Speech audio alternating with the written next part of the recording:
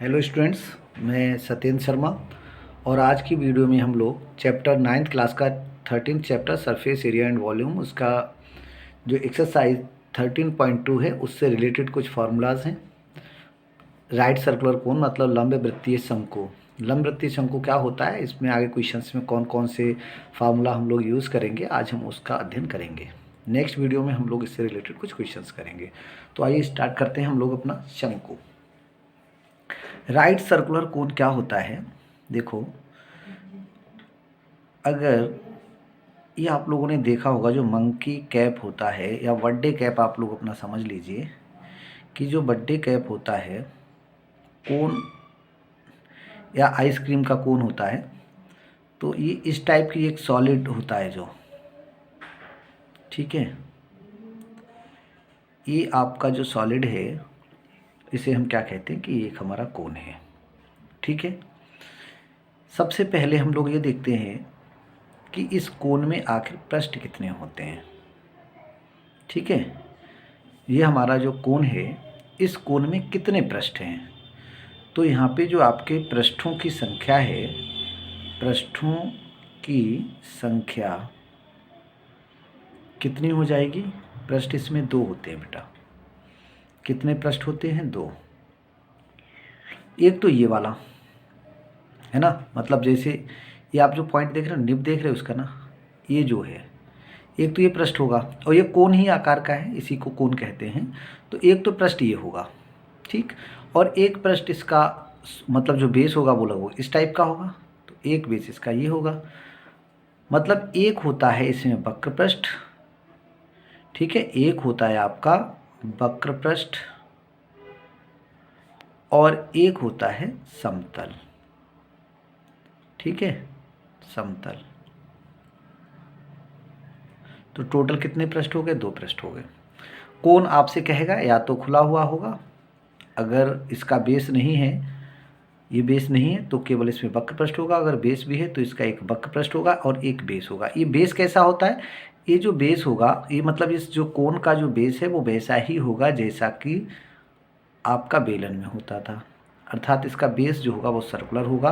और इस सर्कल का, ये जो सर्कल है, इसका जो क्षेत्रफल होता है वो पाई आर स्क्वायर होता है, हम लोग पहले समझ चुके हैं। ठीक है, अच्छा, अब इसमें वेरिएबल, जो अभी तक हम लोग बेलन पढ़े थे, बेलन केवल 2 वेरिएबल होते थे। बेलन में कितने वेरिएबल होते थे? 2 होते थे। कौन कौन से 2? एक तो ये आप देख रहे हो ना, ये क्या है? ये है इसका त्रिज्या, आधार की त्रिज्या, और आधार की त्रिज्या को हम रिप्रेजेंट करते हैं आर से, एक चीज़। दूसरी, ये जो हाइट देख रहे हो, ये वाला, ये, इसे हम कहते हैं एच। क्या कहते हैं? एच। बेलन के केस में केवल ये 2 ही चीज़ होते थे, एक आपका आधार की त्रिज्या और दूसरा क्या होता था? एच होता था। और अगर ये 2 चीज़ें हमको मालूम होती थी तो हम बेलन का आयतन, बेलन का वक्र पृष्ठ, बेलन का संपूर्ण पृष्ठ, इवन जो चीज़ हमें चाहिए होती थी हम उससे निकाल सकते थे। ठीक है, मतलब केवल आपको 2 चीज़ें चाहिए थी। What in the case of right circular cone, मतलब आपका लंब वृत्तीय शंकु के जब हम बात करते हैं तो उसमें एक पैरामीटर, मतलब एक डायमेंशन और जुड़ जाती है, जिसको कहते हैं हम ये। देखो, इसे हमने इसलिए नहीं, ये आपको जानते हैं, इसे त्रिज्या कहते हैं, इसे हम ऊंचाई कहते हैं, और इसे बेटा हम लोग कहते हैं सिलेंट हाइट। ठीक है ना, इसे हम कहते हैं सिलेंट हाइट। सिलेंट हाइट मतलब तिरछी ऊंचाई, जिसको हम एल एल से रिप्रेजेंट कहते हैं। ये एल क्या है? इसकी तिर्यक या तिरछी ऊंचाई, तिरछी ऊंचाई। ठीक है, तिरछी ऊंचाई ये हो गई। तो केवल 3 चीज़ें हो गई। कभी कभी हम लोग इसके अगर डिटेल पढ़ेंगे तो हम लोगों को कुछ और चीज़ें भी मिलेंगी कि यहाँ पे मतलब शंकु का कोण, एक कोण होता है शंकु कोण। तो शंकु कोण से मतलब इस पूरे कोण का है। जब वहाँ कोई इस टाइप की और किसी चीज़ की आवश्यकता होगी तो हम वहाँ बता देंगे। चलिए, तो इससे रिलेटेड कुछ फार्मूले हम लोग उसे करते हैं। देखो, नंबर 1 इसका है शंकु की तिरछी ऊंचाई।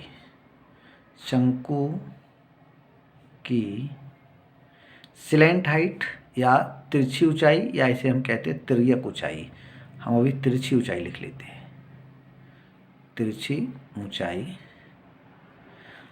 देखो, अब याद क्या रहेगा, अगर हम इसकी बात करें तो ये एक आपको समकोण त्रिभुज नहीं लगता है? क्या है, ये एक समकोण त्रिभुज है, ठीक है, जिसमें ये एंगल 90 डिग्री है।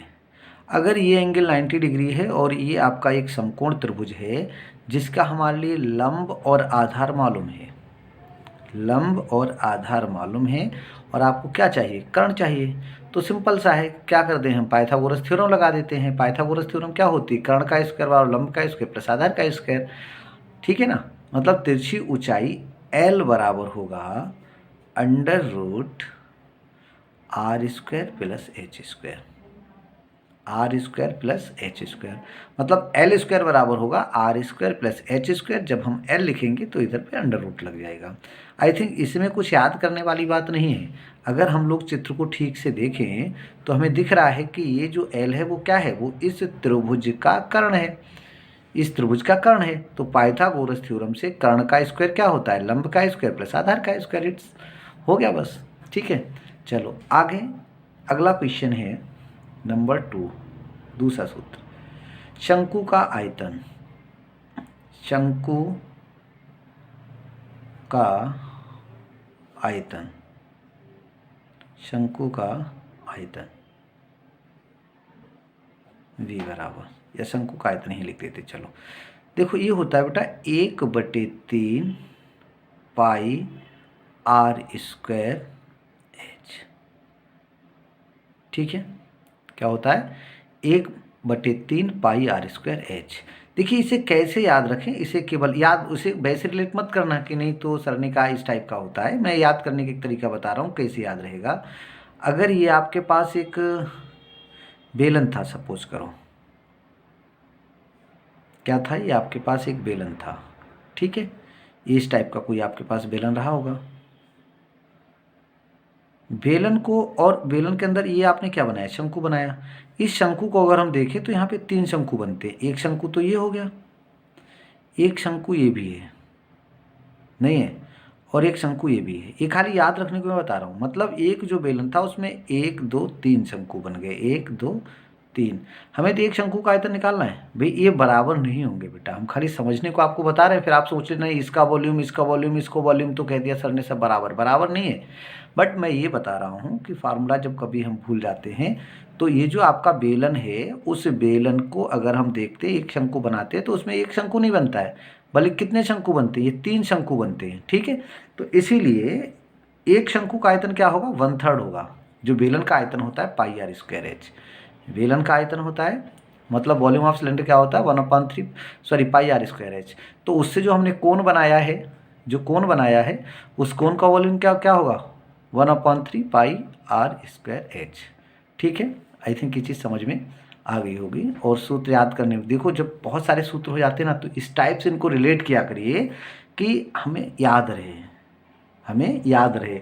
इन केस अगर मैं एग्जाम में भूल जाऊं, अरे होता क्या है उसका, तो वहाँ आपको याद आ जाएगा। जब आप इस चित्र पे थोड़ा सा अगर आपका ध्यान जाएगा कि अच्छा हाँ सर ने 3 शंकु बनाए थे, इसका मतलब है हाँ शंकु का मतलब है 1/3 होता है उसका, किसका, बेलन का, ठीक है। चलिए नेक्स्ट, तीसरा, शंकु का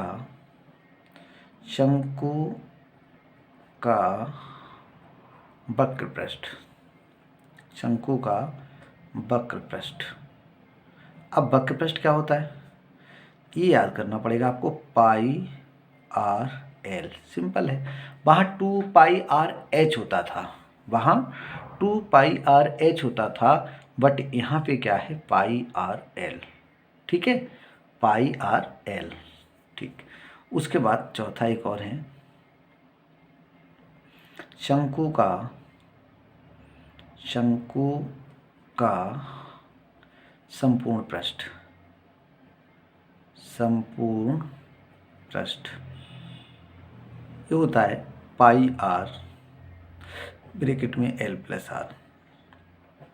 कैसे आया होगा ये कैसे आया होगा, तो ये पाई आर एल है ना, इसमें एक हमने पाई आर स्क्वायर और जोड़ा, क्योंकि इसका तो एक ही बेस है ना, एक ही बेस है, तो केवल पाई आर स्क्वायर जोड़ेंगे हम। जब पाई आर स्क्वायर जोड़ेंगे, देखो ऐसे देखो, यहाँ पे रफली बता देता हूँ आपको, इसका वक्र पृष्ठ होता है पाई आर एल, फिर हमने इसमें क्या किया पाई आर स्क्वायर और जोड़ दिया। अब इसमें क्या करूँ मैं, पाई आर कॉमन ले लूँ, पाई आर कॉमन ले लो, तो क्या बचेगा एल प्लस आर। एक तरीका तो यह आप ऐसे याद रखिए। अदरवाइज देखो मैं पीछे ले चलता हूँ। मैंने बेलन का जब आपको संपूर्ण पृष्ठ मतलब जो बेलन का वक्र पृष्ठ होता था, बेलन का वक्र पृष्ठ होता था 2πr/h, बेलन का वक्र पृष्ठ। और जब हमने कहा इसको, जब हमें क्या करना होता है, इसका संपूर्ण पृष्ठ निकालना होगा, अगर हमें इसका संपूर्ण पृष्ठ लिखना होगा, ये तो वक्र पृष्ठ है, तो ये लास्ट का लेटर क्या है, h है ना, केवल वहाँ पे h+r कर देंगे, मतलब 2πr हो गया, यहाँ क्या कर देंगे हमें h+r। ठीक है। ऐसे ही अगर हम शंकु की बात करते हैं तो इसका वक्र पृष्ठ होता है πrl। अगर आपको इसका संपूर्ण पृष्ठ बनाना है तो आप स्टार्टिंग के दोनों अल्फ़ाबेट यही रखेंगे πr, जो लास्ट का l आया है, जब हम उस l की जगह पे l+r कर देते हैं तो इसका क्या बन जाएगा, संपूर्ण पृष्ठ। इन दोनों को एक दूसरे से रिलेट करिए। मैं जो बताना चाह रहा हूँ बेटा, कहने का तात्पर्य हमारा यही है कि अगर आप एग्ज़ाम में कंफ्यूज होते हैं तो फार्मूलों को कहीं ना कहीं से अगर आपने पहले से रिलेट कर रखा होगा तो आपको समझ में आ जाएगा, है ना।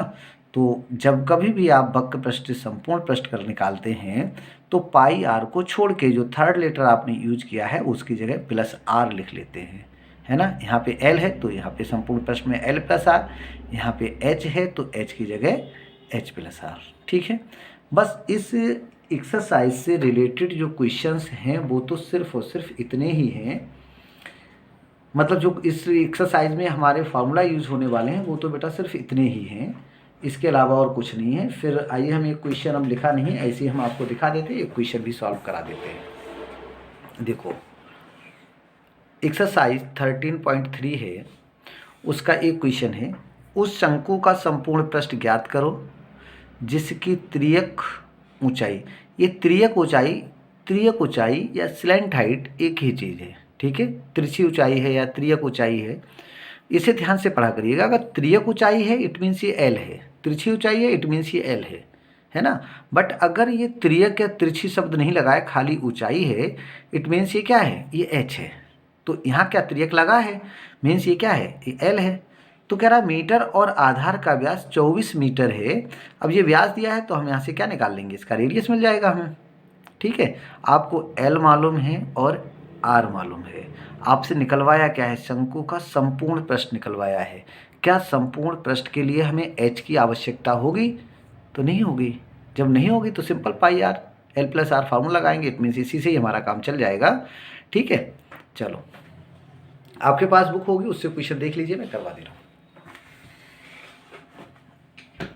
Exercise 13.3 question 1। इसमें दिया था आपका, सबसे पहले तो L दिया, L = 21 और यूनिट है इसका मीटर। ठीक है, और दूसरा है उसका व्यास दिया है तो R हो जाएगा 24/2 मत मीन्स 12 मीटर। ठीक है, इनके यूनिट्स को जरूर चेक किया करिए कि ऐसा होता है कभी, मतलब मोस्टली केसेस में होगा कि इसकी यूनिट वो डिस्टर्ब कर देगा।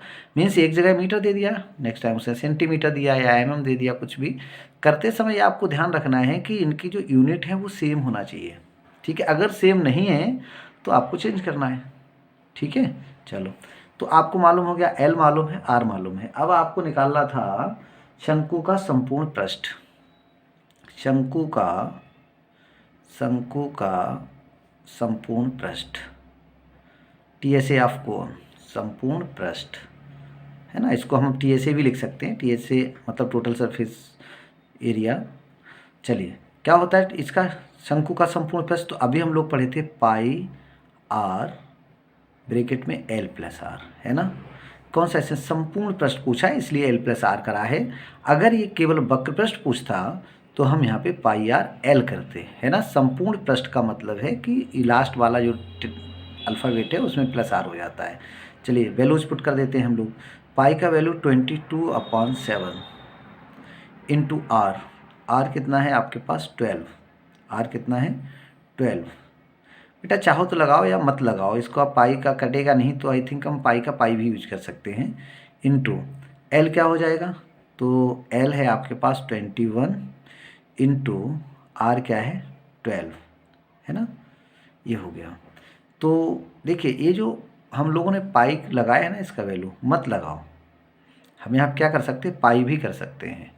इसे हम काट देते हैं, इसकी जगह पाई ही लगा लीजिए, क्योंकि अगर देखिए हमने क्यों लगाया पाई का, या 3.14 लगाओ, या हम पाई का कौन सा वैल्यू लगाएं। बहुत सारे प्रश्न कि पाई का वैल्यू कब नहीं लगाएं, अगर हमें कुछ और चीज़ निकालनी होती है ना, संपूर्ण प्रश्न मतलब कुछ ऐसा दिया होता कि इसमें कुछ और पूछा होता, तो हम पाई की वैल्यू लगा लेते, क्योंकि जैसे हमें आर निकालना होता तो हम लगा लेते पाई का वैल्यू, क्यों अपान में आ जाता, बट ऊपर आ रहा है कोई दिक्कत नहीं। फिर कभी कभी हम लगा लेते हैं ऐसे ही, जैसे यहाँ पे एल होता, आर का कुछ वैल्यू ऐसा होता जो 7 से कट जाता, तो सीधे से हम इसकी वैल्यू लगा देते हो, वो उससे कट जाता, नंबर्स थोड़े छोटे हो जाते। अगर आप पाई की वैल्यू 22/7 लगा लेते हो तो भी ठीक है, पाई की वैल्यू इस क्वेश्चन के लिए आप 3.14 लगा लेते हो तो भी ठीक है, पाई की वैल्यू अगर आप नहीं लगाते हो तो भी ठीक है ना। चलिए, तो पाई इंटू 12 और इंटू ये कितना होगा, तो आई थिंक ये हो जाएगा आपका 33 है ना, 2 1 3 2 1 3, बस हम इनकी मल्टीप्लाई करके लिख देते हैं, काम ख़त्म। तो 12 3 36, 12 3 36 और 3 39, 396 पाई। ठीक, हमने संपूर्ण प्रश्न निकाला, तो संपूर्ण प्रश्न ऑलवेज लिखते हैं वर्ग सेंटीमीटर, वर्ग सेंटीमीटर। 396 पाई वर्ग सेंटीमीटर, सॉरी ये वर्ग सेंटीमीटर नहीं होता, वर्ग मीटर में है हम लोगों का, है ना, सारे यूनिट्स के इसमें मीटर में है। चलिए, एक चीज़ ये हुई, इतना वर्ग मीटर। अब आप देखेंगे अगर बुक में इसका आंसर देखेंगे तो आई थिंक ये आंसर नहीं होगा 396 पाई। फिर बच्चे कुछ कहते हैं सर आपका ये आंसर गलत है ना, तो ऐसा नहीं होता, कभी कभी आंसर्स गलत होते हैं। तो चलिए एक बार कैलकुलेशन खुद किया करिए, यही ठीक है इसका। अगर आप इससे बुक का आंसर मिलाना चाहोगे कि बुक में जो आंसर दिया वो आ जाए, तो उसके लिए हम क्या करें, इसमें पाई का कोई ना कोई वैल्यू रखा होगा उसने। देखिए इसने जो बुक का आंसर दिया है उसमें पाई नहीं है, बट ये ज़रूरी नहीं है, मैं इसको इतना ही छोड़ के आऊँगा, यही आंसर है, आपको एग्जाम में फुल मार्क्स मिलने वाले हैं। ठीक है, इतना कर दिया। चलिए, अगर आप ये ना करें तो आपका डिफरेंट मन करता है हम पाई का वैल्यू 3.14 रखेंगे, आप 3.14 रखिए, लेकिन इससे आंसर आपका नहीं आएगा एग्जैक्टली। अगर आपको बुक का आंसर मिलाना है तो 396 इंटू 22/7 जो हम लोगों ने ऊपर रखा था, ये मैं बता रहा हूँ, अगर आप करना चाहो तो ऐसा करिए, अदरवाइज इसकी आपको कोई ज़रूरत नहीं है कि नहीं आपको तो पाई का वैल्यू यही रखना है। जी हम इसलिए रख दे रहे हैं क्योंकि बुक में आंसर दिया हुआ है, फिर आप कहोगे सर आंसर गलत है, इसलिए बुला रहा हूँ। तो 396 इंटू 22, ये आंसर आएगा आपका 8712/7। तो अब हम इसको 7 से डिवाइड कर देते हैं, divided by 7, then you get 1244.57143, बस ये आंसर दिया है इसमें, तो इतना लिख लेते हैं हम, इतना मीटर स्क्वायर। ये ज़रूरी नहीं है हम इस आंसर को मिलाएं, ये ज़रूरी नहीं है पाई की वैल्यू हम 22/7 रखें, है ना। हम यहाँ पे 3.14 रख सकते थे, यहाँ पे 1243 पॉइंट समथिंग आ जाता, बट दोनों ही आंसर ठीक है। अगर आप पाई की वैल्यू 3.14 लगाओगे, वो जो आंसर आएगा वो भी ठीक है। आज के लिए इतना ही, धन्यवाद।